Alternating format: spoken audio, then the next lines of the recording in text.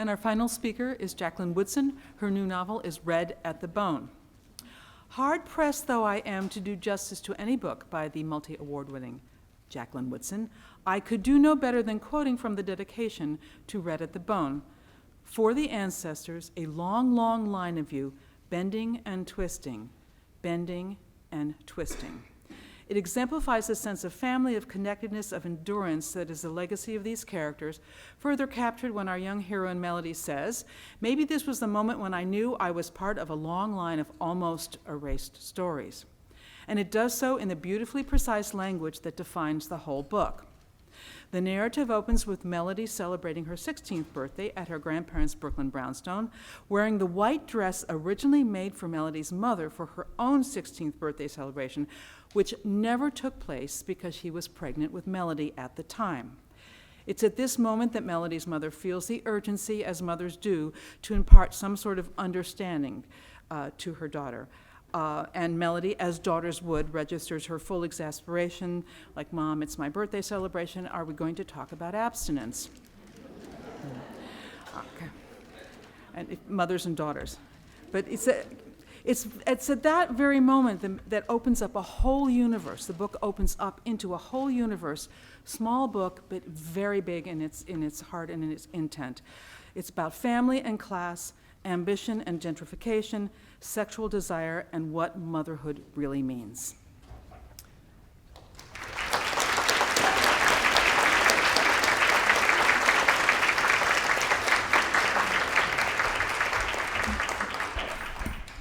As I always say, I'm always praying for reverse alphabetical order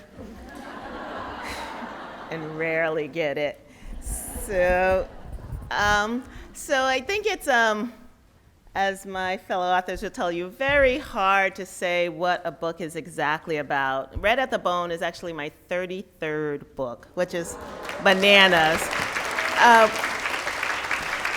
And over the many years of writing, the thing I've been trying to figure out is where stories come from and what they're trying to say.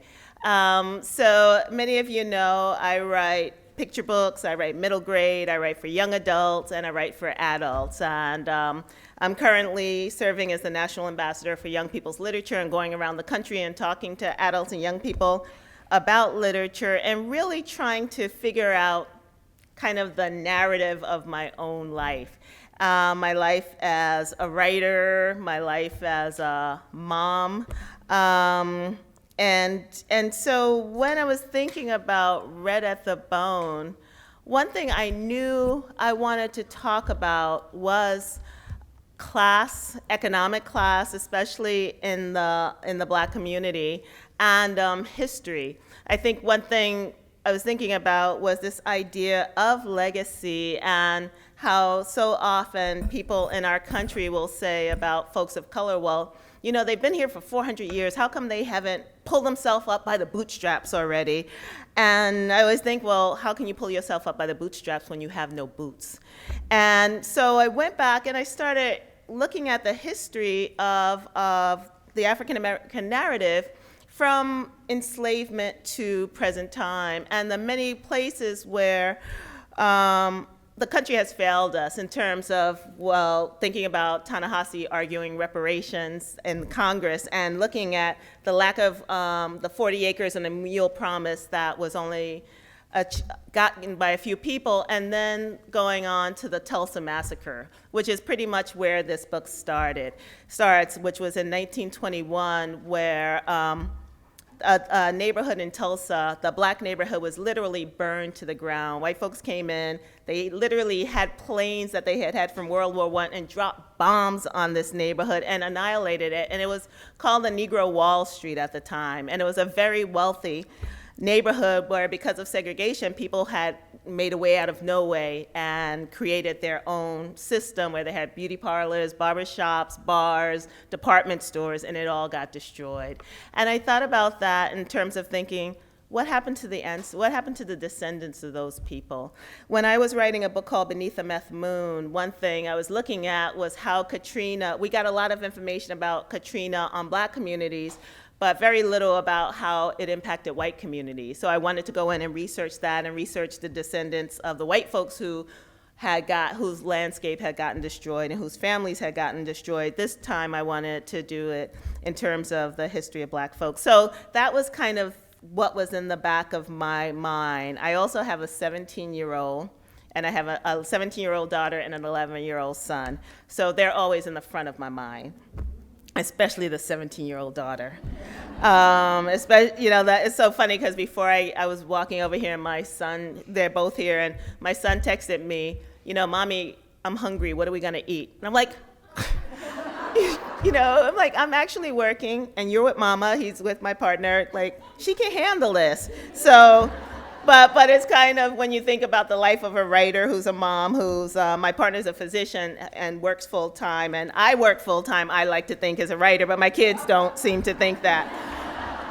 But I was thinking about the story of Red at the Bone and where the seed of it truly started for me. And I want to read that place where it started. And it's in a poem in Brown Girl Dreaming, my memoir. One of my memoirs. I haven't written the full memoir yet. This goes until I'm about 10 years old. And this is called Tobacco. Summer is over, a kiss of chill in the southern air. We see the dim orange of my grandfather's cigarette as he makes his way down the darkening road. Hear his evening greetings and the coughing that follows them. Not enough breath left now to sing, so I sing for him in my head where only I can hear. Where will the wedding supper be? Way down yonder in a hollow tree. The old people used to say, a pinch of dirt in the mouth can tell tobacco's story. What crops are ready for picking? What needs to be left to grow? What soil is rich enough for planting and the patches of land that need a year of rest? I do not know yet how sometimes the earth makes a promise it can never keep. Tobacco fields lay fallow, crops picked clean. My grandfather coughs again and the earth waits for what and who it will get in return. So when I was a kid, I was born in Columbus, Ohio. We moved from Columbus, Ohio to Greenville, South Carolina. And then from Greenville, South Carolina, we moved to Brooklyn, New York as part of the Great Migration, which was what I consider the biggest resistance movement in our country's history, when millions of black people left the very oppressive conditions of the South for places like LA, California, New York, Philadelphia. A great book about this is The Warmth of Other Suns by Isabel Wilkerson. And if you haven't read it or listened to it as an audiobook, please do.